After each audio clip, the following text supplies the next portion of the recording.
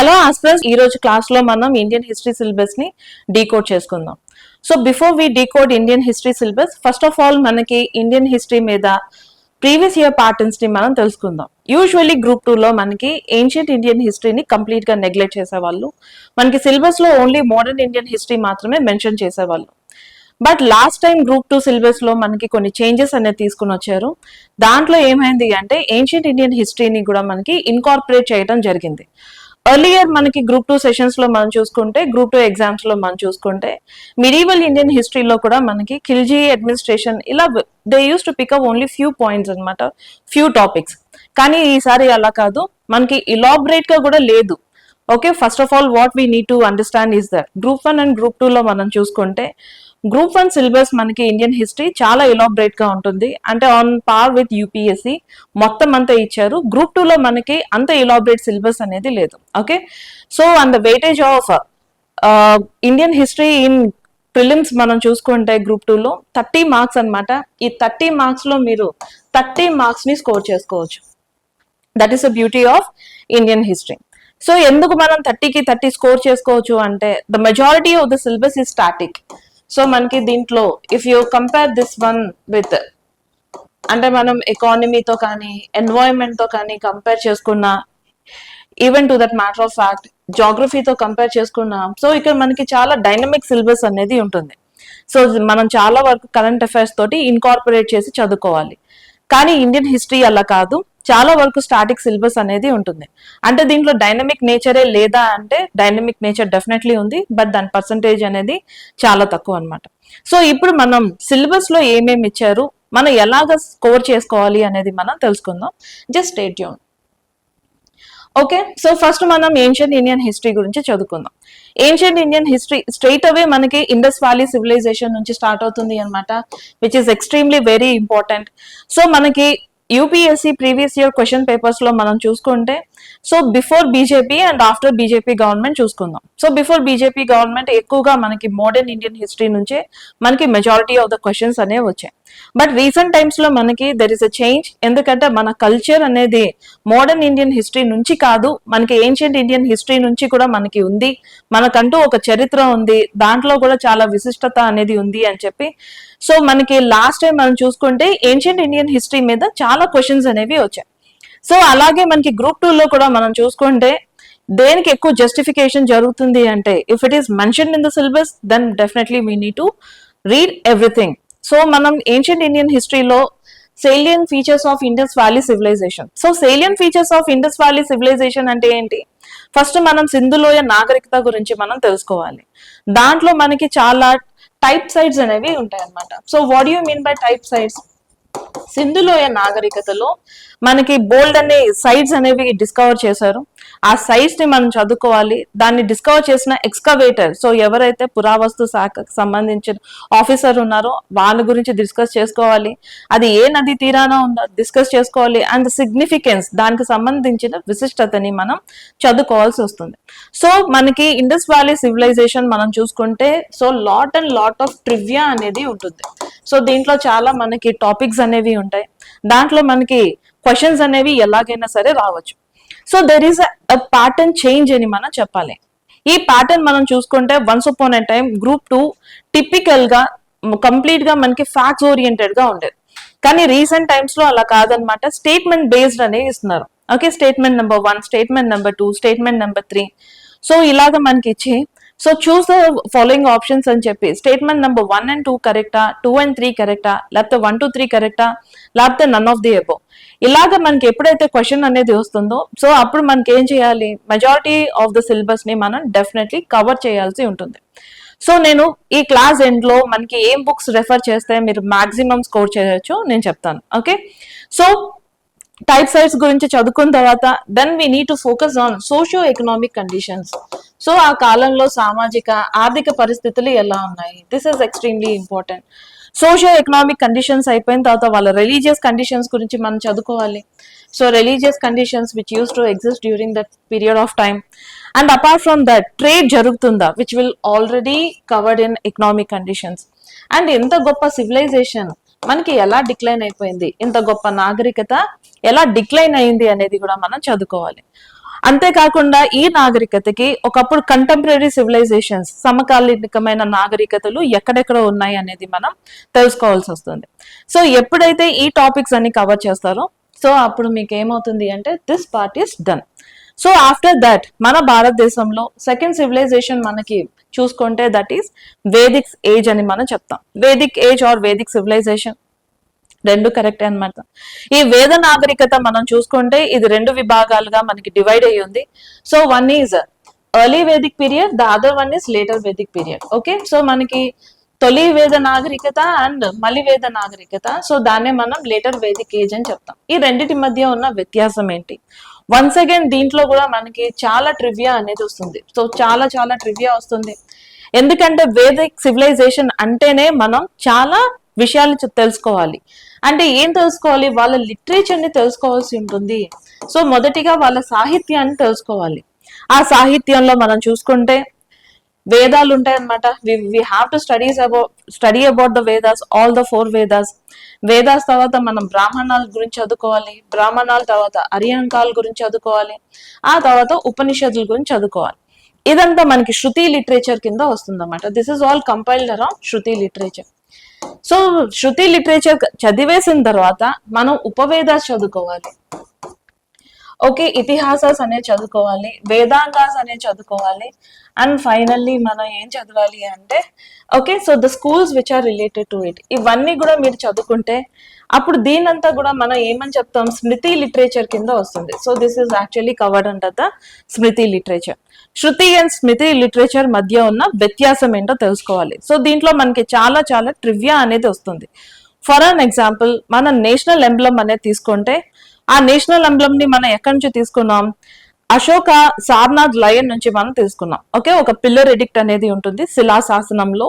మనకి లయన్ అనేది 4 సింహాలు, మీరు ఆ సినిమా చూసి ఉండొచ్చు. సత్యానికి, ధర్మానికి, న్యాయానికి ప్రతిరూపమైన 3 సింహాలు అయితే కనిపించని 4వ సింహం. So fill in the blanks, అది మీకే వదిలేస్తున్నాను. సో అది మనకి అశోక పిల్లర్ ఎడిక్ట్ నుంచి మనం తీసుకున్నాం. సో దాని కింద మనం ఏం చేస్తామంటే మండూకా ఉపనిషత్ నుంచి సత్యమేవ జయతే అని మనం తీసుకున్నాం, which means truth always triumphs, అంటే ఎప్పుడైనా సరే సత్యమే గెలుస్తుంది అని చెప్పి. ఇలాగ మనకి ఏ పదాలు ఏ ఉపనిషత్ నుంచి తీసుకున్నారు ఇలాంటి క్వశ్చన్స్ అనేవి మనకి వస్తాయి. అలాగే the most secret Mantra in Hinduism that is called as Gayatri మంత్ర. ఈ గాయత్రి మంత్రాన్ని మనకి ఏ మండలం నుంచి తీసుకున్నారు? సోమా డ్రింక్ గురించి ఏ మండలం మనకి చెప్తుంది? తర్వాత మనకి పురుష సూక్త, అసలు వర్ణ వ్యవస్థ గురించి మొదటిసారిగా మాట్లాడుతున్న మండలం ఏంటి? అది ఏ వేద మనకి చెప్తుంది? ఇలాంటి క్వశ్చన్స్ అనేవి మనకి వస్తాయి. సో అలాగే ప్రాచీన కాల భారతదేశంలో వేదిక్ లిటరేచర్ లో మనకి ఉన్న డిఫరెంట్ టైప్స్ ఆఫ్ మ్యారేజెస్ గురించి అడుగుతుంది. Sabha and samiti which are called as the popular assemblies, వీటి మధ్య ఉన్న వ్యత్యాసం, ఇలా మనకి నెంబర్ ఆఫ్ క్వశ్చన్స్ అనేవి మనకి ఫ్రేమ్ చేస్తారు. సో వేదిక్ సివిలైజేషన్ లో కూడా మనకి చాలా ట్రివియా అనేది ఉంటుంది. అంతేకాకుండా వేదిక్ సివిలైజేషన్ మనకి ఎక్కువగా ఆర్యన్స్ గురించి మాట్లాడుతుంది, ఆర్య వ్రతం గురించి మాట్లాడుతుంది. అసలు ఈ ఆర్యన్ మైగ్రేషన్ సపోర్ట్ చేస్తున్న ఇన్స్క్రిప్షన్స్ ఏంటో మనం చదువుకోవాలి. అంతేకాకుండా ఈ ఆర్యన్ మైగ్రేషన్ కి సంబంధించిన బోల్డ్ అని థియరీస్ అనేవి ఉన్నాయి. సో ఏ హిస్టోరియన్ ఏ థియరీని చెప్పారు ఇది కూడా మనం తెలుసుకోవాలి. Okay, so these are all some important things what we need to cover in Vedic civilization. And apart from that, socio-economic, religious, political conditions which used to prevail during that period of time. ఆ కాలంలో సామాజిక, ఆర్థిక, మతపరమైన విశ్వాసాలు వీటన్నిటి గురించి మనం చదువుకోవాలి. సో ఎప్పుడైనా గుర్తుపెట్టుకోండి, మనకి సిలబస్ కనుక చూసుకుంటే పొలిటికల్ హిస్టరీ కంటే కూడా మనకి ఎక్కువ అడ్మినిస్ట్రేషన్ మీద మనకి ఫోకస్ అనేది చేస్తారు. అడ్మినిస్ట్రేషన్ మీద ఫోకస్ చేస్తారు. ఏ రాజు కాలంలో మనకి ఏ టైప్ ఆఫ్ బ్యూరోక్రసీ అనేది ఉంది, ఆ టైంలో వాళ్ళు చేసే పనులేంటి, వాళ్ళకి అసోసియేట్ లేకపోతే ఎలికేట్ చేసిన జాబ్ ఏంటి, ఇలాంటివన్నీ కూడా మనకి చాలా ఇంపార్టెంట్ అవుతుంది. So if you cover all these points, అప్పుడు మీరు వేదిక్ సివిలైజేషన్ ని కవర్ చేసిన వాళ్ళు అవుతారు. ఆ తర్వాత మనకి Vedic civilization is called as, దీనే మనకి ఈ టైంలో ఉన్న మతాన్ని మనం వేదిక్ రిలీజియన్ అని చెప్పేసి అంటాం. ఈ వేదిక్ రిలీజియనే మనం ఆర్థోడాక్స్ రిలీజియన్ అని చెప్పేసి అంటాం. ఈ ఆర్థోడాక్స్ రిలీజియన్ కారణంగా 6th మిలీనియం బీసీలో, సో క్రీస్తు పూర్వం మనకి 6వ శతాబ్దంలో మనకి కొన్ని మతాలు అనేవి ఆవిర్భవించాయి. అలా 62 మతాలు అనేవి ఆవిర్భవించాయి. ఆ 62 మతాల గురించి మనం చదువుకోము. దీంట్లో ప్రస్తుతం ఉన్న 2 మతాలు, సో 6th మిలీనియం బీసీలో ఏవైతే ఎమర్జెన్స్ ఆఫ్ రిలీజియన్స్ అనేవి జరిగాయో దాంట్లో ప్రస్తుత కాలంలో ఇంకా 2 మతాలు కంటిన్యూ అవుతున్నాయి. వాటినే మనం బుద్ధిజం అండ్ జైనిజం అని చెప్పేసి మనం చదువుకుంటాం. ఈ బౌద్ధ మతం అండ్ జైన మతం మధ్య డిఫరెన్స్ ఏంటి అనేది మనం తెలుసుకోవాలి. సో బౌద్ధ మతం కనుక చూసుకుంటే అఫ్ కోర్స్ మన భారతదేశంలో పుట్టింది, కానీ మన భారతదేశంలో అది అంత ఇంపార్టెంట్ రిలీజియన్ కాదు. దానికి సంబంధించిన those people who are practising that religion are very few అని మనం చెప్పొచ్చు. కానీ బౌద్ధ మతం మనం చూసుకుంటే సౌత్ ఈస్ట్ ఏషియాలో it is the most popular religion. So మన భారతదేశం నుంచి మిగతా ప్రదేశాలకి ఈ మతం అనేది ఎలా వెళ్ళింది? అదే మనం బౌద్ధ మతం అండ్ జైన మతం చూసుకుంటే జైన మతం కూడా మన భారతదేశంలోనే పుట్టింది. బట్ జైనిస్ పాపులేషన్ అనేది కన్సిడరబుల్లీ మనకి ఎక్కువ ఉంది. కానీ జైనిజం అనేది it is not that popular as Buddhism. So what is the difference between these two అనేది మనం తెలుసుకోవాలి. ఇంకా బుద్ధిజం మనం చూసుకుంటే ఈ బుద్ధిజంలో మనం బుద్ధుని యొక్క జీవితం గురించి మనం చదువుకుంటాం. ఆ బుద్ధుని యొక్క జీవితం ఎందుకంటే he is a central figure of the entire religion కాబట్టి బుద్ధుడి గురించి మనం చదువుకుంటాం. గౌతమ బుద్ధ తన జీవితంలో జరిగిన 5 గ్రేట్ ఈవెంట్స్, దాన్నే మనం పంచమహా కళ్యాణ అని మనం చెప్తాం. So after the decline of Buddhism, so I apologize. So Buddhism, Gautama Buddha చనిపోయిన తర్వాత ఈ బౌద్ధ మతం అనేది ఎలా ప్రాపగేట్ అయింది, ఎలా డిఫరెంట్ పార్ట్స్ కి వెళ్ళింది అనేది మనం చదువుకుంటాం. సో ఒకటి చాలా ఇంపార్టెంట్ థింగ్, ఈ బుద్ధిజం గురించి చదువుకునేటప్పుడు మనం 4 బుద్ధిస్ట్ కౌన్సిల్స్ గురించి చదువుకుంటాం, 4 బౌద్ధ సంఘటీల గురించి మనం చదువుకుంటాం. సో ఈ చాలా మంది హిస్టారియన్స్ ఎవరైతే ఈ క్లాసులు చెప్తా ఉంటారో వాళ్ళందరూ బౌద్ధ మతం 2 శాఖలుగా అది విభజించబడింది, అది 4వ బౌద్ధ సంఘటిలో జరిగింది అని చెప్పి చెప్తా ఉంటారు. అది తప్పు. Okay, so 4th Buddhist council లో బుద్ధిజం అనేది 2గా విడిపోలేదు. సెకండ్ బుద్ధిస్ట్ కౌన్సిల్ లో అది మనకి విడిపోయింది అనమాట 2 శాఖలుగా. ఇది మనకి కాల అశోక కాలంలో మనకి వైశాలిలో మనకి జరిగింది. ఓకే, ఇక్కడ మనకి 2 శాఖలుగా విడిపోయింది. అది మనకి మహాయాన అండ్ హీనయాన కాదు, తెరవాడ అండ్ స్థావిరవాది, ఈ 2 శాఖలుగా మనకి విడిపోయింది. మరి 4వ బౌద్ధ సంఘటిలో ఏం జరిగింది? అప్పటికే మనకి 16 శాఖలుగా మనకి బౌద్ధ మతం విడిపోయి ఉంటే ఆ 16 శాఖలు కామన్ కాన్షియన్సెస్ తోటి 2 శాఖలుగా మనకి ఎమర్జ్ అయ్యాయి అనమాట. వాటిల్నే మనం మహాయాన అండ్ హీనయాన రిలీజియన్స్ గా ప్రస్తుతం కూడా మనం చదువుకుంటున్నాం అనమాట.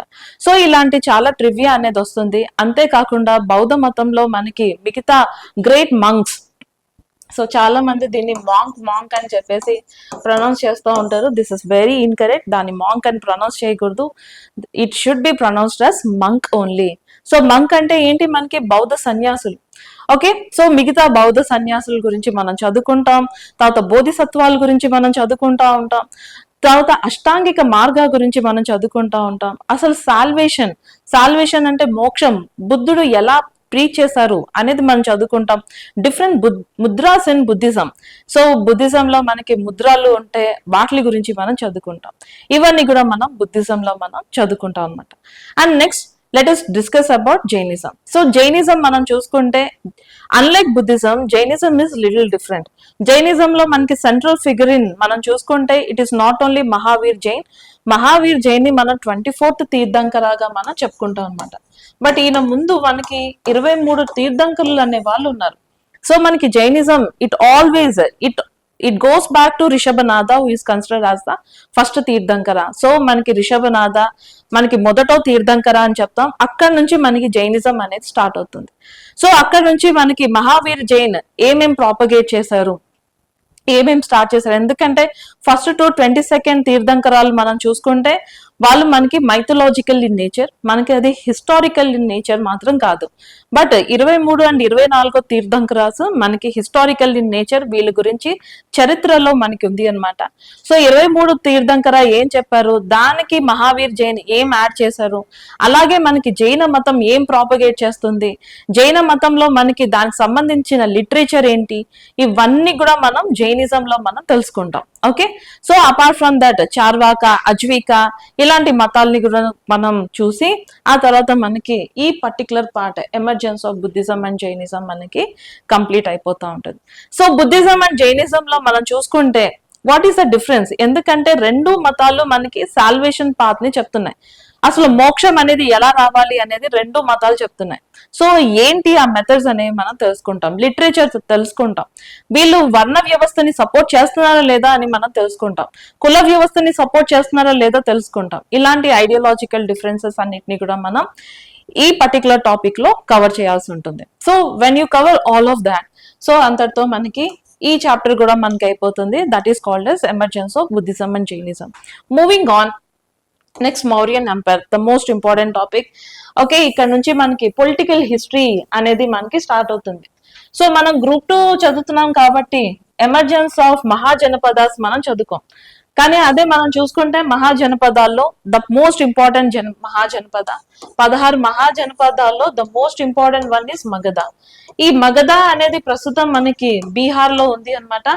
ఓకే, సో ఈ మగధ జనపద అనేది ఎందుకు ఇంత ఇంపార్టెన్స్, మౌర్యన్స్ అనే వాళ్ళు ఎలా వచ్చారు, మౌర్య సామ్రాజ్యాన్ని ఎవరు స్థాపించారు, అయితే దీనికి సంబంధించిన లిటరీ సోర్సెస్ ఏంటి, సాహిత్య ఆధారాలు ఏంటి, అలాగే మనకి ఎపిగ్రాఫికల్ ఎవిడెన్సెస్ ఉన్నాయా. ఎపిగ్రఫీ అంటే ఏంటి, ద స్టడీ ఆఫ్ ఇన్స్క్రిప్షన్స్, శాసనాలను చదివే శాస్త్రాన్ని మనం ఎపిగ్రఫీ అని చెప్పేసి అంటాం. సో మనం శాసనాల్ని చదువుకుంటాం, వాళ్ళకి సంబంధించిన సాహిత్యాన్ని చదువుకుంటాం, అలాగే రాజకీయ చరిత్రని కూడా మనం చదువుకుంటాం. సో ఓకే, పొలిటికల్ హిస్టరీ మనం చదువుకుంటాం. ఇంత గొప్ప సామ్రాజ్యం, okay, it is because during the period of Ashoka మన భారతదేశానికి ఒక మ్యాప్ అనేది మనకి వచ్చిందనమాట. ఓకే, మన భారతదేశానికి ఒక రూపురేఖలు తీసుకొని వచ్చిన గొప్ప చక్రవర్తి ఎవరు అంటే అశోక అని చెప్పొచ్చు. ఎందుకంటే ఆయన వాస్ట్ ఇండియన్ టెరిటరీని రూల్ చేశారు. ఒకప్పుడు ఆఫ్ఘనిస్తాన్, పాకిస్తాన్, 1947 కి ముందు మనకి పాకిస్తాన్ అనే కంట్రీయే లేదు, కానీ ఒకప్పుడు అది మన భారతదేశంలో ఉంది. సో అక్కడ నుంచి మనం స్టార్ట్ చేస్తే దక్షిణ భారతదేశంలో కర్ణాటక, తెలంగాణ, ఆంధ్రప్రదేశ్ తన యొక్క దక్షిణాన సరిహద్దులుగా మనకి ఉన్నాయి. సో ఈ పొలిటికల్ హిస్టరీ గురించి చదువుకుంటాం. అండ్ అపార్ట్ ఫ్రమ్ దాట్ ఆ కాలంలో ఉన్న ఎకనామిక్ కండిషన్స్ గురించి, సొసైటీ గురించి చదువుకుంటాం, రిలీజియన్స్ గురించి మనం చదువుకుంటాం. అలాగే వీళ్ళు వేరే దేశాలతోటి ట్రేడ్ అనేది చేశారా అనేది ఇవన్నీ కూడా మనం చదువుకుంటాం. Okay, so that's how you will cover Mauryan empire. So ఇవన్నీ చదువుకున్న తర్వాత మౌర్య సామ్రాజ్యం, ఇంత గొప్ప సామ్రాజ్యం మరి ఎలా పతనం అయిపోయింది దాని గురించి కూడా మనం చదువుకుంటాం. ఓకే, సో అంతటితో మనకి మౌర్యన్ ఎంపైర్ అనేది కంప్లీట్ అవుతుంది. సో ఆఫ్టర్ దట్ మనం కనుక చూసుకుంటే గ్రూప్ 1 లో మనకి శుంగాస్, కన్వర్స్, శాతవాహనాస్ ఇలాంటి చిన్న చిన్న ఎంపైర్స్ గురించి మనం చదువుకుంటాం. బట్ గ్రూప్ 2 లో అవన్నీ మీరు చదవాల్సిన అవసరం లేదు. Straight away they are jumping to Guptas empire. Okay, గుప్తుల గురించి మనకి మాట్లాడుతున్నారు. ఇంకా గుప్తులు మనం చూసుకుంటే మొదటిగా వాళ్ళు they use to work as feudatories or vassals of Kushans. కుషాన్ల దగ్గర వాళ్ళు సామంత రాజులుగా ఉండేవాళ్ళు. మరి కుషాన్ల గురించి మనం చదువుకోవాలంటే చదువుకోవాల్సిన అవసరం లేదు. మన భారతదేశంకి విదేశీయులు, ప్రాచీన కాల భారతదేశంలో విదేశీయులు ఎవరైతే వచ్చారో వాళ్ళ గురించి గ్రూప్ 2 సిలబస్ లో ఎక్కడ కూడా మెన్షన్ చేయలేదు. సో వాళ్ళ గురించి మనం చదవాల్సిన అవసరం లేదు. స్ట్రైట్ అవే మనం గుప్తన్ ఎంపైర్ గురించి చదువుకుంటాం. ఈ గుప్తుల కాలంలో వన్స్ అగైన్ వాళ్ళ యొక్క లిటరీ సోర్సెస్ మనం చదువుకోవాలి, సాహిత్య ఆధారాలు చదువుకోవాలి, తర్వాత మనం శాసనాలు అనేవి చదువుకోవాలి. For an example, okay, question ఇలా కూడా మనకి అడగచ్చు. సో గుప్తుల సామ్రాజ్యం గురించి చెప్తే, so the first source which is talking about the practice of Sati, Sati ప్రథ గురించి మాట్లాడుతున్న మొదటి సోర్స్ ఏంటి అని అడిగితే, మొదటి సోర్స్ అడుగుతున్నారు కాబట్టి ఆ సోర్స్ ఏదన్నా అవ్వచ్చు. అది మనకి లిటరీ సోర్స్ అవ్వచ్చు లేదా ఎపిగ్రాఫికల్ సోర్స్ అన్నా అవ్వచ్చు. సో లిటరీ సోర్స్ గురించి అడిగితే దెన్ దట్ ఈస్ అథర్వ వేద. సో దాన్నే మనం ఏమని చెప్తాం, అథర్వణ వేద అని చెప్పేసి అంటాం. అథర్వణ వేద మొదటిసారి మనకి సతీ ప్రథ గురించి మాట్లాడుతుంది. అదే ఎక్స్క్లూజివ్ గా ఎపిగ్రాఫికల్ ఎవిడెన్స్, అదే మనకి ఏ శాసనం మన భారతదేశంలో మొదటిగా సతీ ప్రథ గురించి మాట్లాడుతున్న శాసనం ఏది అని అడిగితే అది మనం గుప్తుల కాలంకి వెళ్ళిపోతాం అనమాట. ఎందుకంటే భానుగుప్త తన ఇరాన్ శాసనంలో మొదటిసారి సతీ ప్రథ గురించి మనకి మాట్లాడుతున్నారు. ఇలాంటి టిపికల్, అంటే ఒకవేళ మనకి ఎగ్జామినర్ మిమ్మల్ని బాగా డ్రిల్ చేయాలి అని అనుకుంటే ఇలాంటి కాంప్లెక్స్ టాపిక్స్ ని మనకి తీయొచ్చు. ఓకే, సో మనం లిటరీ సోర్సెస్, ఇన్స్క్రిప్షన్స్ చదువుకున్న తర్వాత వాళ్ళ పొలిటికల్ హిస్టరీ అనేది చదువుకుంటాం. ఈ పొలిటికల్ హిస్టరీ అయిపోయిన తర్వాత, ఎందుకంటే చాలా లెందీ లిస్ట్ ఆఫ్ కింగ్స్ ఉంటారు అనమాట వీళ్ళల్లో. ఓకే, సో పొలిటికల్ హిస్టరీ, వాళ్ళ రాజకీయ చరిత్ర మనం చదువుకుంటాం. అండ్ అపార్ట్ ఫ్రమ్ దట్ మళ్ళీ వన్స్ అగైన్ సామాజిక, సోషల్, ఎకనామిక్, రిలీజియస్ కండిషన్స్ గురించి కూడా మనం చదువుకోవాలి. సో ఇద్దరితో మనకి గుప్తుల గురించి మనకి కంప్లీట్ అయిపోతుంది. గుప్తుల తర్వాత మనకి one of the most important thing what is mention in your syllabus is Harshavardhana. Harshavardhana belongs to Pushyabhuti Kingdom. So ఇతను మనకి ఏ సామ్రాజ్యానికి సంబంధించిన రాజు? పుష్యభూతి సామ్రాజ్యానికి సంబంధించిన రాజు. హర్షవర్ధన ని మనకి థర్డ్ అశోక అని పిలుస్తారు అనమాట, మూడో అశోక అని చెప్పి పిలుస్తారు. మరి మొదటి రెండు అశోకులు ఎవరు అంటే first Ashoka is and of course Ashoka, Maurya సామ్రాజ్యంలో మూడో రాజు అయిన అశోక. మరి రెండో అశోక అని ఎవరిని పిలుస్తారు అంటే కుషానులలో గొప్పవాడు అయిన కనిష్కాని మనకి రెండో అశోక అని పిలుస్తారు. మూడో అశోకగా మనకి హర్షవర్ధన అని పిలుస్తారు. అంటే దీన్ని బట్టి మీకు ఏం అర్థం అవుతుంది? హర్షవర్ధన కాలంలో మనకి బౌద్ధ మతం మళ్ళీ మళ్ళీ ప్రాపగేట్ అయ్యింది అని మనకు అర్థమవుతుంది కదా. Okay, so once again Harshavardhana గురించి చదువుకునేటప్పుడు పుష్యభూతి సామ్రాజ్యం మనకి ఎలా స్థాపించబడింది, దానికి సంబంధించిన లిటరరీ సోర్సెస్ చదువుకోవాలి, శాసనాలు చదువుకోవాలి. ఈ శాసనాల్లో మనకి ఐహోల్ శాసనం one of the very very important inscription, Aihole inscription. ఎందుకంటే మనకి ఆ ఇన్స్క్రిప్షన్ లో ఆ శాసనాల్లో మనకి బాదామి చాళుక్య రాజు అయిన రెండో పులికేసి చెప్తాడనమాట, నేను ద లార్డ్ ఆఫ్ నార్త్, ఉత్తర భారతదేశానికి లార్డ్ గా ఉన్న హర్షవర్ధనాన్ని నేను ఓడించాను అని చెప్పేసి తెలియచేస్తా ఉంటాడు. సో ఇలాంటి అన్ని మనం చదువుకుంటాం. అండ్ అపార్ట్ ఫ్రమ్ దాట్ మనకి చైనీస్ ట్రావెలర్స్, మనకి ఈ మధ్య కాలంలో చైనీస్ ట్రావెలర్స్ గురించి మనం చదువుకోవాలి.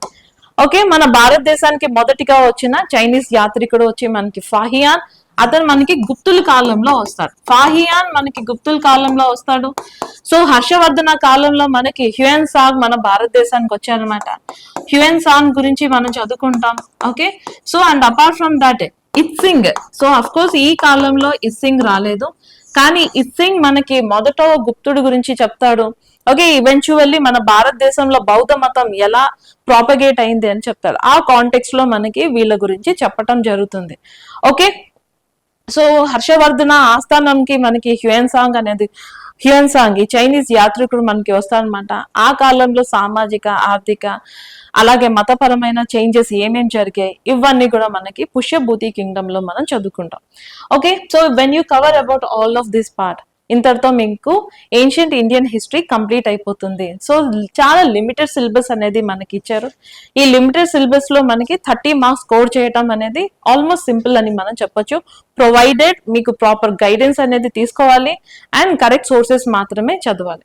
సో ఇప్పుడు మనం మిడివల్ ఇండియన్ హిస్టరీకి మనం తెలుసుకుందాం. సో మిడివల్ ఇండియన్ హిస్టరీ మనం చూసుకుంటే, మధ్య భారతదేశ చరిత్ర మనం కనుక చూసుకుంటే, దీంట్లో మనకి 1000 ఏళ్ల చరిత్రలో మనకి మొదటి 500 ఏళ్ళు మనకి ఎవరు డామినేట్ చేశారమ్మా? హిందూ రాజులు మనకి డామినేట్ చేస్తే, తర్వాత కాలంలో మనకి ఎవరు డామినేట్ చేశారు? The advent of Islam. Okay, Muslim రాజులు మనకి డామినేట్ చేశారు. ఓకే, సో మొదటిగా మనకి దక్షిణ భారతదేశం నుంచి వస్తున్న the most important Kingdom the Cholas administration. మీరు కనుక లాస్ట్ ఫ్యూ ఇయర్స్ బ్యాక్, ఒక 3 years or 2 years back, Ponniyin Selvan అని చెప్పి ఒక మూవీ అనేది డైరెక్ట్ చేశారు. ఆ పొనియన్ సెల్వన్ కంప్లీట్ గా మనకి చోలాస్ గురించి మాట్లాడతారనమాట. ఈ చోలాస్ లో మనకి 3 చోలాస్ ఉన్నారు. There are 3 Cholan empires. So ఈ ముగ్గురు చోళల్లో మనకి ద ఎర్లీ చోలాస్ మొదటి వాళ్ళు. Okay, so then we talk about the imperial Cholas and finally we talk about later Cholas. Okay, so మొత్తం మనకి ముగ్గురు చోళుల సామ్రాజ్యం అనేది కనిపిస్తుంది. అయితే మనకి ఎగ్జామినేషన్ పాయింట్ ఆఫ్ వ్యూ లో వీళ్ళు అవసరం లేదు, వీళ్ళు అవసరం లేదు, we need to talk about only them. Okay, imperial Cholas. Ponniyin Selvan లో మనకి, పొనియన్ సెల్వన్ అంటే ఎవరంటే రాజరాజ చోళ అన్నమాట. సో ఇంపీరియల్ చోళాస్ లోనే గొప్ప రాజు, to that matter of fact చోళుల్లోనే గొప్ప రాజు అని చెప్పొచ్చు. Okay, Cholas administrative system, so exclusive గా వాళ్ళ యొక్క అడ్మినిస్ట్రేటివ్ సిస్టమ్ అడుగుతుంది. ప్రొవైడెడ్ మనం పొలిటికల్ హిస్టరీ కూడా మనం కొంత చదువుకుంటాము, అంటే రాజరాజ చోళ, రాజేంద్ర చోళ గురించి మనం చదువుకుంటాం. Okay, so we are not suppose to neglect that fact. అంతేకాకుండా మనకి కొంత ఎర్లీ చోళాస్ గురించి కూడా మనం చదువుకోవాలి, ఎందుకంటే వాళ్ళ లిటరరీ సోర్సెస్ అనేది చాలా ఇంపార్టెంట్. వీళ్ళ కాలంలో మనకి పరిపాలన వ్యవస్థ గురించి చదువుకోవాలి అంటే ఉత్తర మేరూరు శాసనం అనేది చాలా చాలా ఇంపార్టెంట్. అంటే వాళ్ళకి సంబంధించిన కొన్ని శాసనాలను కూడా మనం ఈ టాపిక్ లో కవర్ చేసుకుంటాం. ఓకే, సో చోళాస్ గురించి ఇది మనకి ఇచ్చింది. సో అపార్ట్ ఫ్రమ్ దట్ ఇంకా మిడివల్ ఇండియన్ హిస్టరీలో రాజ్పుట్ కింగ్డమ్స్ వీళ్ళందరి గురించి మనకి గ్రూప్ 2 సిలబస్ అస్సలు మాట్లాడలేదు. Straight away they are jumping to Delhi sultanate. Okay, Delhi sultanate కి వీళ్ళు జంప్ అవుతున్నారు. ఇక ఢిల్లీ సల్తనత్ మనం కనుక చూసుకుంటే we will actually start our discussion from advent of Islam. So direct గా మనకి ఢిల్లీ సల్తనత్ నుంచి స్టార్ట్ చేయం. అడ్వెంట్ ఆఫ్ ఇస్లాం, సో ఇస్లాం మతం ఏంటి, సో దీంట్లో ఉన్న టెనెంట్స్ ఏంటి, ఇస్లాం మతంలో ఉన్న 5 పిల్లర్స్ ఏంటి, అది మనం చదువుకుంటాం. అసలు ఇస్లాం మతం ఎలా ఆవిర్భవించింది అని మనం చదువుకుంటాం. ఆ తర్వాత మన భారతదేశానికి ఇస్లాం ఎప్పుడు వచ్చింది అనేది మనం చదువుకుంటాం. ఆ తర్వాత Mohammed of Ghaznavi, Mohammed of Ghori, okay, వీళ్ళు మన భారతదేశం మీద చేసిన దండయాత్రల గురించి చదువుకున్న తర్వాత అప్పుడు మనం ఢిల్లీ సల్తనత్ గురించి మనం చదువుకుంటాం. There is a chronological order. ఈ క్రోనలాజికల్ ఆర్డర్ ఎప్పుడైతే మనం ఫాలో అవ్వమో you cannot actually recollect. Okay, so ఇవన్నీ కూడా మనం చదువుకుంటాం. ఇక ఢిల్లీ సల్తనత్ లో మనం చూసుకుంటే it all starts from the slave డినాసిటీ. Okay, బానిస సామ్రాజ్యం నుంచి స్టార్ట్ అవుతుంది. బానిస సామ్రాజ్యం తెలుసుకోవాలంటే మీకు మొహమ్మద్ గోరీ గురించి తెలుసుకోవాలి. సో మొహమ్మద్ ఆఫ్ గోరీ గురించి మనం చదువుకున్న తర్వాత బానిసుల యొక్క సామ్రాజ్యం తెలుసుకుంటాం. సో ఆ తర్వాత మనకి ఖిల్జీ డినాసిటీ గురించి మనం చదువుకుంటాం అనమాట. So Khalji or Khilji dynasty గురించి, ఆ తర్వాత మనం తుగ్లక్ డినాసిటీ గురించి మనం చదువుకుంటాం. So and then we see the Sayyid dynasty అనేది ఉంది. ఓకే, సో చాలా బ్రీఫ్ పీరియడ్ వీళ్ళు మనం రూల్ చేశారు. And finally we see the Lodi dynasty. Okay, so వీళ్ళ గురించి మనం కవర్ చేసుకోవాలి. సో ఢిల్లీ సల్తనత్ లో మనకి వాళ్ళ పొలిటికల్ హిస్టరీ ఇంపార్టెంట్ అవుతుంది, అడ్మినిస్ట్రేటివ్ డిపార్ట్మెంట్ మనకి ఇంపార్టెంట్ అవుతుంది, రిలీజియస్ కండిషన్స్, సొసైటీ, ఎందుకంటే చాలా మార్పులు చేర్పులు జరుగుతాయి అన్నమాట భారతదేశంలో. సో ఇవన్నీ కూడా మనం ఇక్కడ కవర్ చేసుకుంటాం. సో అశోక తర్వాత మళ్ళీ మన భారతదేశంలో వాస్ట్ టెరిటరీని ఎవరు రూల్ చేశారు అంటే అది మొహమ్మద్ బిన్ తుగ్లక్. సో మొహమ్మద్ బిన్ తుగ్లక్ కాలంలో చాలా వాస్ట్ టెరిటరీ తన కంట్రోల్లోకి, అంటే అతను ఆల్మోస్ట్ మనకి దక్షిణ భారతదేశం ఆంధ్రప్రదేశ్ వరకు పెనిట్రేట్ అవటం అనేది మనం చూస్తున్నాం. ఆంధ్రప్రదేశ్, తెలంగాణ అండ్ కర్ణాటకని చాలా బ్రీఫ్ పీరియడ్ టైం పీరియడ్ కి అతను రూల్ చేశారనమాట. సో ఈ ఇద్దరు రాజుల గురించి మనం గుర్తుపెట్టుకోవాలి. సో మనకి లోధీస్ అయిపోయిన తర్వాత లోధీలో లాస్ట్ రాజు అయిన ఇబ్రహీం లోధీని 1526 1526లో బ్యాటిల్ ఆఫ్ పానీపట్, మొదటి పానీపట్ యుద్ధంలో మనకి బాబర్ ఓడించాడు. ఇంకా అక్కడి నుంచి మనకి మొఘల్ సల్తనత్ అనేది మనకి స్టార్ట్ అవుతుంది. సో ఇలాగా మనకి మొఘల్ సల్తనత్, ఈ మొఘల్ సల్తనత్ లో మనం చూసుకుంటే మొఘల్ ఎంపైర్ లో మనకి so we have to understand about the 2 important kings అన్నమాట. ఒకటి మనకి early Mughals and the later Mughals. Okay, so మనకి ఎర్లీ మొఘల్స్ మనం చూసుకుంటే they are very very important and great kings గా మనం టౌట్ చేస్తూ ఉంటాం. That all ends with 1707. So మనకి 1707 మనం చూసుకుంటే ఇక్కడ ఔరంగజేబ్ మరణం తర్వాత మనకి లేటర్ మొఘల్స్ అనే వాళ్ళు స్టార్ట్ అవుతారు. లేటర్ మొఘల్స్ మనకి ఎర్లీ మొఘల్స్ అంత గొప్ప రాజులు కాదు. అక్కడ మళ్ళీ మన భారతదేశంలో పొలిటికల్ డైనామిక్స్ చేంజ్ అవుతూ ఉంటాయి అన్నమాట. సో దీని గురించి మనం మొఘల్ ఎంపైర్ లో మనం చదువుకుంటూ ఉంటాం. But before that by this time 1498, so 1498 అంటే మొఘల్స్ మన భారతదేశానికి రాకముందే మన భారతదేశానికి మనకి ఎవరు వచ్చారు అంటే సో యూరోపియన్స్ మన భారతదేశంలో వాళ్ళ యొక్క రాక మనకి తెలుస్తుంది. సో యూరోపియన్స్ లో మనం పోర్చుగీస్ ఆల్రెడీ మన భారతదేశానికి వచ్చేసి ఉంటారు అనమాట. వాళ్ళు వచ్చిన తర్వాత 28 సంవత్సరాల తర్వాత మన భారతదేశంలో మొఘల్ సామ్రాజ్యం అనేది స్థాపించబడుతుంది. ఓకే, సో పార్లల్ గా మనకి సో డిఫరెంట్ మొఘల్ రాజుల కాలంకి ఏ అంబాసిడర్స్, ఏ దూతలు వచ్చారు, యూరోపియన్ అంబాసిడర్స్ ఎవరెవరు వచ్చారు, ఇవన్నీ కూడా మనం చదువుకుంటాం. ఓకే, ఇంతటితో మనకి మొఘల్ ఎంపైర్ మనకి కంప్లీట్ అవుతుంది. వాళ్ళ administration, Mughal administration is extremely very very important. Mains లో మనకి క్వశ్చన్స్ అడుగుతా ఉంటారు. మీరు ఒకవేళ గ్రూప్ 1 రాస్తున్నారా లేకపోతే యూపీఎస్సీ రాస్తున్నా సరే మనకి చోళాస్ అడ్మినిస్ట్రేషన్ ఎక్స్ట్రీమ్లీ ఇంపార్టెంట్ అవుతుంది. చాలా రిపీటెడ్ క్వశ్చన్స్ అన్నమాట ఇవి. మొఘల్ ఎంపైర్, మొఘల్ అడ్మినిస్ట్రేషన్ కూడా మనకి ఇంపార్టెంట్ అనేది అవుతుంది. ఓకే, సో మనకి వీళ్ళ అడ్మినిస్ట్రేషన్ మనకి చాలా ఇంపార్టెంట్ అవుతుంది. ఎందుకంత ఇంపార్టెంట్ అంటే ఫర్ అన్ ఎగ్జాంపుల్ మీరు గ్రూప్ 2 జాబ్ కొట్టి తహసీల్దార్ అయ్యారనుకోండి, Tahsildar actually that has to be pronounce as Tahsildar. ఇవన్నీ ఎక్కడి నుంచి వచ్చాయి అనుకుంటున్నారు? ఇదంతా మనకి మొఘల్స్ నుంచి వచ్చింది. మొఘల్స్ కూడా మనకి షేర్షా సూరి నుంచి కొంత కాపీ కొట్టారని మనకి అర్థమవుతుంది. ఓకే, సో అడ్మినిస్ట్రేషన్ మనకి ఇంపార్టెంట్ అవుతుంది. వాళ్ళ సామాజిక ఆర్థిక వ్యవస్థ మనకి ఇంపార్టెంట్ అవుతుంది. ఎందుకంటే మనకి మొఘల్ సామ్రాజ్యంలో అక్బర్ టైంలో చాలా మార్పులు చేర్పులు జరుగుతాయి అనమాట. ఎందుకంటే అతను కొంత సెక్యులర్ నేచర్ ని పాటించడానికి ట్రై చేశారనమాట. సో ఆ కాంటెక్స్ట్ లో మనకి religious conditions, art and architecture, language, literature ఇవన్నీ కూడా మన భారతదేశంలో, ఫర్ అన్ ఎగ్జాంపుల్ ఎప్పుడైనా సరే మీరు అసలు సిసలైన ఆంధ్ర వాళ్ళ అని చెప్పేసి అడుగుతా ఉంటారు. ఓకే, అసలు సిసల్ కూడా అది మన తెలుగు పదం కానే కాదు. తెలుగులో ఎక్కడ కూడా అసలు సిసల్ అనేది లేదు. It is completely taken from Urdu. Okay, so Urdu is once again influenced because of Persian. So ఇలాగా మన భారతదేశంలో language influence, for an example if you are a great lover of chicken biryani, మీరు బిర్యానీ అంటే ఇష్టం. ఓకే, చాలా మంది దే సే దట్ మేము చికెన్ బిర్యానీ తింటాం, మటన్ బిర్యానీ, కొంతమంది అయితే చాలా గొప్పగా వెజ్ బిర్యానీ తింటారంటారు. వెజ్ బిర్యానీ అనే కాన్సెప్టే లేదు, that is called yes veg pulao. So pulao, biryani ఇవన్నీ మన భారతదేశంకి సంబంధించిన క్యుజిన్ కాదు. ఇది మనకి మొఘల్సే తీసుకుని వచ్చారు. ఒకవేళ మీకు గులాబ్ జామున్ ఇష్టమైతే అది వాళ్ళే తీసుకుని వచ్చారు. ఇలా చాలా చేంజెస్ అనేవి మనకి మన భారతదేశంలో తీసుకొని రావటం అనేది జరిగింది. అవన్నీ కూడా మనం ఇక్కడ చదువుకుంటాం. సో అండ్ దెన్ భక్తి అండ్ సూఫీ మూవ్మెంట్. సో ఇక్కడ మన భారతదేశంలో మనం చూసుకుంటే ఒకటి హైందవ మతంలో, రెండవది మనకి ఇస్లాం మతంలో మనకి ఏం జరిగింది అంటే ఒక రిఫార్మ్ మూవ్మెంట్ అనేది జరిగింది. రిఫార్మ్ అంటేనే ఏంటి, కాలానికి అనుకూలంగా కొన్ని మార్పులు చేర్పులు అనేవి జరిగాయి. అలా మనకి హిందూయిజంలో జరిగింది.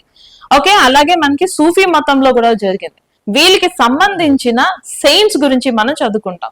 సో వాళ్ళకి సంబంధించిన సెయింట్స్, సో ఈ కాంటెక్స్ట్ లోనే మన భారతదేశంలో మనం చాలా లిటరేచర్ అనేది మనకి వచ్చింది.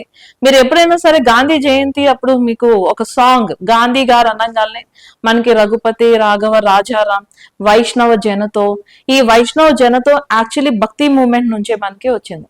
సో వైష్ణవిజం అండ్ శైవిజం గురించి మనం చదువుకుంటా ఉంటాం. Okay, and apart from that ఏమేం రిఫార్మ్స్ వచ్చాయి, ఇంకా కర్ణాటిక్ మ్యూజిక్ అసలు ఎలా వచ్చింది, ఇలాంటి చాలా ట్రివియల్ ఫ్యాక్ట్స్ అనేవి మనం ఇక్కడ కవర్ చేసుకుంటాం. ఇంకా సూఫీయిజం మనం కనుక చూసుకుంటే, సూఫీయిజం యాక్చువల్లీ మన భారతదేశంలోకి రావడానికి గల కారణం, మనకి ఎప్పుడైతే ఇస్లాం మతం మన భారతదేశంలోకి ఎంటర్ అయిందో, ఎందుకంటే మనకి రాజా దాహీర్ అని చెప్పేసి ఒక రాజు ఉన్నాడు అనమాట. అతను క్రీస్తు శకం 8వ శతాబ్దంలో సింధ్ ప్రాంతాన్ని పరిపాలన చేసే లాస్ట్ ఆఖరి హిందూ రాజు. సో మనకి రాజా దాహీర్ని చంపేసిన తర్వాత, మొహమ్మద్ బిన్ కాసిం రాజా దాహీర్ని చంపిన తర్వాత, అలా మనకి ఇస్లాం భారతదేశంలోకి పొలిటికల్ ఎంట్రీ అనేది జరిగింది. ఆ తర్వాత వీళ్ళు ఎప్పుడైతే వచ్చారో వాళ్ళు టర్క్స్ లాగా కాదు, వాళ్ళు తుర్కీయుల లాగా కాదు, వాళ్ళు మన భారతదేశం సాహిత్యాన్ని నేర్చుకున్నారు. They have understood about our literature, they have understood about our I mean to say mathematics, ఇలాంటి వాటన్నిటి మీద వాళ్ళు చాలా ఇన్ఫ్లుయెన్స్ అయ్యారు. సూఫిజం హెవీగా ఇన్ఫ్లుయెన్స్ అయింది ఎందుకంటే it is because of the Upanishads. Upanishads లో మనకి తత్వం గురించి మాట్లాడతాయి. ఉపనిషత్తులు మనకి ఏం మాట్లాడతాయి, తత్వాన్ని, ఫిలసాఫికల్ కాంటెంట్ ని మనకి ఉపనిషత్స్ లో చూడొచ్చు. అదే కాంటెంట్ ని కొంత సూఫిజం కూడా మనకి రిఫ్లెక్ట్ చేస్తుంది. ఏదైతే ఇస్లాం హరామ్ అని నమ్ముతుందో, ఏదైతే ఇస్లాం లో ఫర్బిడన్, ఎందుకంటే music is forbidden in Islam, dance is forbidden in Islam, but Sufism లో ఈ రెండు మనం హెవీగా ఉండటం అనేది చూస్తున్నాం. ఇవన్నీ కూడా ఇన్ఫ్లుయెన్స్ అయింది ఎక్కువగా ఉపనిషత్తుల గురించి.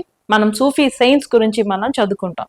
మీరు ఎప్పుడైనా ఢిల్లీ వెళ్తే ఢిల్లీ తర్వాత మీకు హజరత్ నిజాముద్దీన్ స్టేషన్ అనేది వస్తుంది. Hazrat Nizamuddin is once again A Sufi Saint. Okay, ఇలాంటి సెయింట్స్ గురించి మనం ఎక్కడ చదువుకుంటామంటే సూఫిజం లో మనం చదువుకుంటాం. అండ్ దెన్ సో ఒక పక్కన మనకి మొఘల్ సామ్రాజ్యం వెళ్తా ఉంటే మనకి ఒక గ్రేట్ లీడర్ అనే ఆయన మనకి మహారాష్ట్రలో పుట్టారు, that is Shivaji. So Shivaji కారణంగా మనకి మరాఠులు, ఓకే, సో వాళ్ళ భాష పేరు మీద ఒక రాష్ట్రం ఏర్పడింది. So Marathas, so the rise of Marathas. So ఈ మరాఠులకు ఒక ఐడెంటిటీని తీసుకుని వచ్చింది ఛత్రపతి శివాజీ మహారాజ్ గారు. సో శివాజీ గారి గురించి చదువుకుంటాం. శివాజీ గారి తర్వాత వచ్చిన తన సన్స్ ఛత్రపతుల గురించి చదువుకుంటాం. బట్ ఆ తర్వాత మనకి Sahu is the last Maratha ruler. తర్వాత మనకి మరాఠా కాన్ఫెడరసీ అనేది మనకి వచ్చింది. ఈ మరాఠా కాన్ఫెడరసీ అంటే ఏంటి, శివాజీ బ్లడ్ లైన్ అనేది మనకి కంటిన్యూ అవ్వలేదు.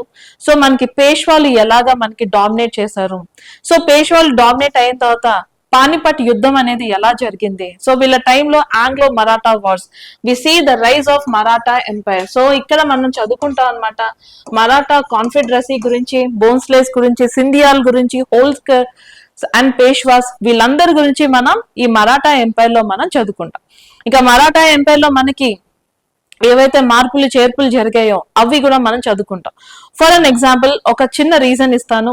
అదే మన ఆంధ్రప్రదేశ్ అండ్ తెలంగాణలో కుల వ్యవస్థ మనం చూసుకుంటే there are some caste which are considered as a OCs, అంటే వాళ్ళని మన డామినెంట్ కాస్ట్ అని మనం పిలుస్తాం. సో అలాంటి ఒక కాస్ట్ ఎవరండి? చౌదరీస్. చౌదరీస్ కి అసలు ఆ పేరు ఎలా వచ్చిందో మీకు తెలుసా? చౌదరీస్ యాక్చువల్లీ చౌత్ కలెక్ట్ చేస్తూ ఉంటారు. సో వాళ్ళు ఏం కలెక్ట్ చేసే వాళ్ళు? ఒకప్పుడు చౌత్ కలెక్ట్ చేసే వాళ్ళు. చౌత్ అంటే 1/4 అని అర్థం. ఈ ట్యాక్స్ ఎవరు ఇంపోజ్ చేశారు అనుకుంటున్నారు? మరాఠాలు ఇంపోజ్ చేశారు. ఓకే, మరాఠాస్ మనకి చౌత్ అనేది ఇంపోజ్ చేశారు, సర్దేశ్ముఖి అనేది ఇంపోజ్ చేశారు. చౌత్ కలెక్ట్ చేసే ఆఫీసర్స్ ని చౌదరీస్ అనేవాళ్ళు. ఓకే, రెడ్డీస్ కూడా ఒకప్పుడు ఈ ట్యాక్స్ కలెక్టర్సే అనమాట. ఓకే, సో ఇలాంటి చేంజెస్ అనేవి మన భారతదేశంలో వచ్చింది. సో అలాంటి గ్రేట్ మరాఠా ఎంపైర్ మనకి ఎలా డిక్లైన్ అయ్యింది అని తెలుసుకోవాలంటే ఆంగ్లో మరాఠా వార్స్ మనం తెలుసుకోవాలి అనమాట. సో ఇవన్నీ కూడా మనం ఏం చేస్తామంటే ఈ కాంటెక్స్ట్ లో ఈ చాప్టర్ లో మనం చదువుకుంటాం. And finally we see advent of Europeans. So advent of Europeans నుంచి technically modern Indian history start అవుతుంది. బట్ యాక్చువల్లీ మనం చూసుకుంటే 1857 తర్వాత మనకి మిడివల్ ఇండియన్ హిస్టరీ ఎండ్ అవుతుంది. సో ఇక్కడ ఒక చిన్న డైకాటమీ అనేది మనం చూడొచ్చు అనమాట. అడ్వెంట్ ఆఫ్ యూరోపియన్స్, మన భారతదేశానికి ఐరోపా వాసుల యొక్క రాక గురించి మనం తెలుసుకుంటాం. సో మన భారతదేశంలోకి విదేశీయులు రావటం అనేది ఇదేం కొత్త కాదు. మనం ప్రాచీన భారతదేశం నుంచి మనం చూస్తున్నాం. ఇండో గ్రీక్స్, యవనులు అనే వాళ్ళు మన భారతీయులు కాదు. అలెగ్జాండర్ మన భారతదేశం అతను గ్రీక్ రాజు అని చెప్తారు. అతను గ్రీక్ రాజు కూడా కాదు, అతను మాసిడోనియన్ కింగ్. ఓకే, సో అలా మన భారతదేశానికి శకులు వచ్చారు, పహలవులు వచ్చారు, యూచీస్ వచ్చారు. వీళ్ళందరి మధ్య ఉన్న వ్యత్యాసం ఏంటంటే ఎవరైతే మనకి ప్రాచీన కాల భారతదేశంలో మన భారతదేశానికి విదేశీయులు వచ్చారో వాళ్ళు మన భారతదేశంకి వచ్చిన తర్వాత దే వర్ థరోలీ ఇండియనైజ్డ్. మన భారతదేశం యొక్క మతం, మన భారతదేశం యొక్క సంస్కృతి అంటే కల్చర్, వీటన్నిటిని కూడా అడాప్ట్ చేసుకున్నారు. ఎక్కడ కూడా వాళ్ళ మతాల్ని వాళ్ళ భాషల్ని మన మీద ఇంపోజ్ చేయలేదు. ఆ తర్వాత మన దేశానికి వచ్చిన వేరే విదేశీయులు ఎవరు? ఢిల్లీ సల్తనత్ చూసుకున్నా, మొఘల్స్ చూసుకున్నా, వీళ్ళు కూడా మన భారతీయులు కాదు. కానీ వీళ్ళు మన భారతదేశానికి వచ్చి వాళ్ళ సంస్కృతి మన మీద ఇంపోజ్ చేస్తున్నా, వాళ్ళ భాషని ఇంపోజ్ చేస్తున్నా, మన భారతదేశంలోనే వాళ్ళు ఉన్నారు, మన భారతదేశాన్ని పరిపాలన చేశారు.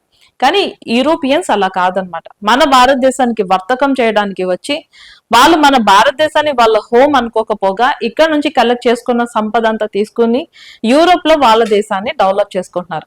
అందుకే మనం ఏం చేసామంటే మన ఇండిపెండెన్స్, వాళ్ళ దగ్గర నుంచి స్వతంత్ర పోరాటం చేసి మనం సంపాదించుకోవటం అనేది జరిగింది. ఇంకా ఈ అడ్వెంట్ ఆఫ్ యూరోపియన్స్ లో మనం చూసుకుంటే మన భారతదేశానికి యూరోపియన్స్ ఎవరెవరు వచ్చారు, వాళ్ళ యొక్క వరుస క్రమం మనం చూసుకోవాలి. సో మొదటిగా మనకి పోర్చుగీస్ వచ్చారనమాట. 1498లో వీళ్ళు వచ్చారు. తర్వాత మనం చూసుకుంటే ద డచ్, వీళ్ళు మన భారతదేశానికి 1605లో వచ్చారు. తర్వాత మనకి ఇంగ్లీష్ అంటే మనకి బ్రిటిషర్స్ ని వచ్చారనమాట. వాళ్ళు 1608లో వచ్చారు. ఆ తర్వాత మనకి డేన్స్ మన భారతదేశానికి వచ్చారు. వీళ్ళు 1616లో మన భారతదేశానికి వచ్చారనమాట. And finally we see the French. So మన భారతదేశానికి ఆఖరిగా వచ్చిన ఐరోపా వాసులు మనకి ఫ్రెంచ్ 1664లో మన భారతదేశానికి రావటం అనేది మనం చూస్తున్నాం. సో ఈ వరుస క్రమాన్ని తెలుసుకోవాలి. అంతేకాకుండా వీళ్ళ మధ్య మనకి అంతర్గతంగా కొన్ని యుద్ధాలు జరిగాయి, వాటిని మనం తెలుసుకోవాలి. ఇదంతా కూడా మనకి ఈ టైం పీరియడ్ లో and different type of tax collection అనేది మనకు జరిగింది. దాన్ని కూడా మనం ఈ లెక్చర్ లోనే మోస్ట్లీ మనం కవర్ చేసుకుంటాం. వీళ్ళు మన భారతదేశానికి వచ్చిన తర్వాత వీళ్ళ హెడ్ క్వార్టర్స్ ని మనం చదువుకుంటాం. తర్వాత మనకి ఎక్కడెక్కడ వీళ్ళు డామినేట్ చేశారు, ఏమేం చేశారు, ఇలాంటి టాపిక్స్ అన్నిటి కూడా మనం ఈ చాప్టర్ లో మనం కవర్ చేసుకుంటాం. అందరితో మనకి మిడివల్ ఇండియన్ హిస్టరీ కంప్లీట్ అవుతుంది అనమాట. And next as the modern Indian history. So modern Indian హిస్టరీలో మనం 1857 రివోల్ట్, సో ఈ 1857 తిరుగుబాటు. సో దీన్ని చాలా మంది సిపాయి మ్యూటినీ అని చెప్తారు. అది చాలా చాలా incorrect. So that is a misnomer. ఎప్పుడు కూడా మనం చరిత్రని అంత చెత్తగా చదువుకోకూడదు. ఎందుకంటే this is not a Sipayi mutiny. ఎందుకు దీన్ని సిపాయి మ్యూటినీ అనకూడదు? వై దిస్ ఇస్ ఇన్కరెక్ట్ అంటే మ్యూటినీ అంటే సైన్యంలో తిరుగుబాటుని మ్యూటినీ అంటాం. ఎక్కడైనా సరే సైన్యంలో తిరుగుబాటు, వాళ్ళ యొక్క ఆఫీసర్స్ మీద తిరుగుబాటు చేస్తే దాన్ని మనం మ్యూటినీ అంటాం. 1857లో సైన్యం ఒక్కటే తిరుగుబాటు చేయలేదు. మనకి ఎవరెవరు తిరుగుబాటు చేశారు? జమీందారులు తిరుగుబాటు చేశారు, ఫార్మర్స్ పెజెంట్స్ మనకి తిరుగుబాటు చేశారు, ఆర్టిజన్స్ చేతి పనులు చేసుకునే వాళ్ళు తిరుగుబాటు చేశారు. సో ఇంత వాస్ట్ సెక్షన్ ఆఫ్ పీపుల్ తిరుగుబాటు చేసినప్పుడు దాన్ని కేవలం సిపాయి మ్యూటినీ అని చెప్పటం, చరిత్రని అండర్మైన్ చేయటం అనేది జరుగుతుంది. అసలు ఈ 1857 తిరుగుబాటు జరగడానికి గల కారణాలు ఏంటి, ఏమేం జరిగాయి, సో దీంట్లో ఎక్కడెక్కడ ఏ ఆఫీసర్స్ అనే వాళ్ళు ఏమేం చేశారు, సో అలాగే మన భారతదేశంలో ఏ లీడర్స్ ఎక్కడెక్కడ డామినేట్ చేశారు. సో చాలా పాపులర్ గా మనకి ఝాన్సీ రాణి గురించి మనం చదువుకుంటా ఉంటాం. అలాగే మీరు ఎప్పుడైనా మీ వాడుక భాషలో అరే నువ్వు తోపురా, నువ్వు తురుమురా అని చెప్పి have you ever use this word? తోపు అండ్ తురుము అంటే ఏంటి? Okay, they should definitely make some sense, isn't it true or not? If you are using some word, definitely they should make some sense. ఎందుకు అంటే ఈ 57 తిరుగుబాటులో 1857 తిరుగుబాటులో మనకి తాంతియా టోపే గారు తెలంగాణకి నిజాం స్టేట్ కి కూడా వస్తారు అని చెప్పేసి ఒక పెద్ద రూమర్ అనేది వచ్చింది. And Tantia Tope is considered as a national hero during that period of time. So ఎవరైనా సరే హీరోగా మనం చెప్పాలి అంటే అప్పుడు నువ్వు తోపురా అని చెప్పేసి వాళ్ళు అనేవాళ్ళు. అలాగే మనకి నిజాం కాలంలో Turram Khan is also famous. Okay, so Turram Khan unfortunately చనిపోయారు, కానీ బట్ తురుం ఖాన్ కూడా ఎగ్జాంపులరీ బ్రేవరీ, స్టేట్ కి వ్యతిరేకంగా ఆయన తిరుగుబాటు చేశారు అనమాట, న్యాయం కోసం ఆయన పోరాటం చేశారు. సో అందుకే ఈసారి ఎవరైనా నువ్వు తోపురా తురుమురా అని ఎవరైనా మిమ్మల్ని అంటే you have to think that you are really hero, అంటే అంత ఎగ్జాంపులరీ యాక్ట్. ఇలాంటివన్నీ కూడా మనం 1857 రివోల్ట్ లో మనం తెలుసుకుందాం. Okay, so and then moving on, rise and consolidation of British power. So finally British power ఎవరు కోరుకొని ఒక పవర్ మన భారతదేశంలో ఎస్టాబ్లిష్ అయింది. వీళ్ళు మన భారతదేశంలో మన సంపద దోచుకోవటానికే వచ్చారు. వచ్చిన తర్వాత వీళ్ళు సంపదని ఎలా దోచుకున్నారు వీటన్నిటి మీద, so the rise of British paramountcy అని చెప్పేసి మనం చెప్తా ఉంటాం. Different types of taxation system గురించి మనం చదువుతాం. ఓకే, దాంట్లో మనం పర్మనెంట్ సెటిల్మెంట్ యాక్ట్ గురించి చదువుతాం, మహల్వారీ సిస్టమ్ గురించి చదువుతాం, రైతువారీ సిస్టమ్ గురించి చదువుతాం. దీని ముందు మనకి ఉన్న మిగతా ట్యాక్స్ కలెక్షన్ అనేది ఏంటి అనేది మనం చదువుతాం. ఓకే, ఇలాంటి మనకి చాలా విషయాల్ని మనం consolidation, how did they consolidated, so అలాగే మనకి ఏ గవర్నర్ జనరల్ ఏమేమి తీసుకుని వచ్చారు. సో మనకి గవర్నర్ జనరల్స్ నుంచి governor general of Bengal, actually governor of Bengal నుంచి గవర్నర్ జనరల్ ఆఫ్ బెంగాల్ వచ్చింది, తర్వాత గవర్నర్ జనరల్ ఆఫ్ ఇండియా వచ్చింది, తర్వాత వైస్ రాయ్ వచ్చింది. ఆ తర్వాత మనకి మనం చూసుకుంటే రెగ్యులేటింగ్ యాక్ట్స్ నుంచి మనకి చార్టర్ యాక్ట్స్ వచ్చాయి, చార్టర్ యాక్ట్స్ నుంచి మనకి గవర్నమెంట్ ఆఫ్ ఇండియా యాక్ట్స్ వచ్చాయి, తర్వాత కౌన్సిల్స్ యాక్ట్స్ వచ్చాయి. ఇలాంటి అన్ని కూడా మనం ఏం చేస్తామంటే ఈ కన్సాలిడేషన్ ఆఫ్ బ్రిటిష్ పవర్ లోనే మనం కవర్ చేసుకుంటాం. సో మీకు లక్ష్మీకాంత్ పాలిటీలో ఫస్ట్ చాప్టర్ లో చాలా పాయింట్స్ ని మనం ఈ చాప్టర్ లో కవర్ చేసుకోవటం అనేది జరుగుతుంది. Then moving on, administration, social and cultural spheres. So what are the changes which has happened? ఎందుకంటే వీళ్ళు కూడా మన విదేశీయులే. ఈ విదేశీయులు మన భారతదేశానికి వచ్చిన తర్వాత ఏ మార్పులు చేసుకుని వచ్చారు, ఫర్ అన్ ఎగ్జాంపుల్ ఎలాంటి మార్పులు చేసుకున్నారు, చిన్న ఎగ్జాంపుల్ ఇస్తాను. So what are the dresses you are wearing, especially men. Okay, so అబ్బాయిలు మీరు ఏం, what are the dresses you wear? You wear one shirt and trousers, isn't it true or not? Pants and shirts అని మనం చెప్తాం. Pant అనేది ఉండదు. Pant అంటే ఒక కాలుకి మాత్రమే వేసుకుంటే ప్యాంట్ అంటారు, రెండు కాలుకి వేసుకుంటే pants. So that has to B pronounced as pants. Shirt and pants, shirt and trousers, ఇది మన భారతదేశానికి సంబంధించిన వ్యవస్థ కాదు. ఇది మనం ఎక్కడి నుంచి తీసుకున్నాం, we have incorporated from the English only. So the language English, ఇది కూడా వీళ్ళ నుంచే వచ్చింది. ద మోస్ట్ ఇంపార్టెంట్ చేంజెస్, వీళ్ళ కాలంలో మనకి సామాజికంగా ఎలాంటి మార్పులు జరిగాయి, కల్చరల్ చేంజెస్ ఏం జరిగాయి, ఓకే ఏ కాలేజెస్ ఎస్టాబ్లిష్ అయ్యాయి, ఇలాంటి చాలా విషయాల గురించి మనం ఈ టాపిక్ లో మనం చదువుకుంటాం. అలాగే మనకి మన భారతదేశంలో వీళ్ళు వచ్చిన తర్వాత సతీ అబాలిషన్ యాక్ట్, కొన్ని మంచి పనులు చేశారని మనం చెప్పొచ్చు.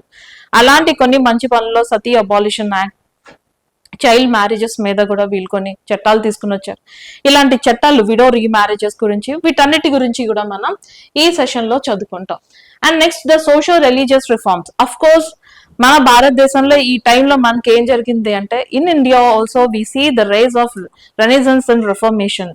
ఇది మనకి యూరప్ లో ఆల్రెడీ స్టార్ట్ అయింది, మన భారతదేశంలో కూడా నాగరికంగా అంటే మనకి ఏం చేస్తాము అంటే, సో మోడర్నైజ్ థాట్స్ అని చెప్తాం, we call them as the modernize thoughts.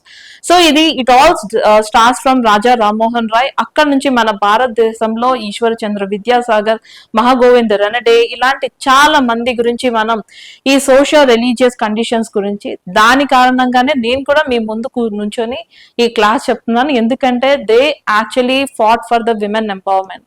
So స్త్రీలు ఒకప్పుడు మనకి ఇంటికి రెస్ట్రిక్ట్ అయ్యే వాళ్ళు, వాళ్ళకి సంబంధించిన బోల్డ్ అని చేంజెస్ రావడానికి గల కారణం it is because of so many people who has fat against the system during that period of time. So ఈ విషయాలన్నింటినీ కూడా మనం సోషల్ రిలీజియస్ రిఫార్మ్స్ గురించి మనం చదువుకుంటాం అనమాట. And then we see the rise of Indian national movement.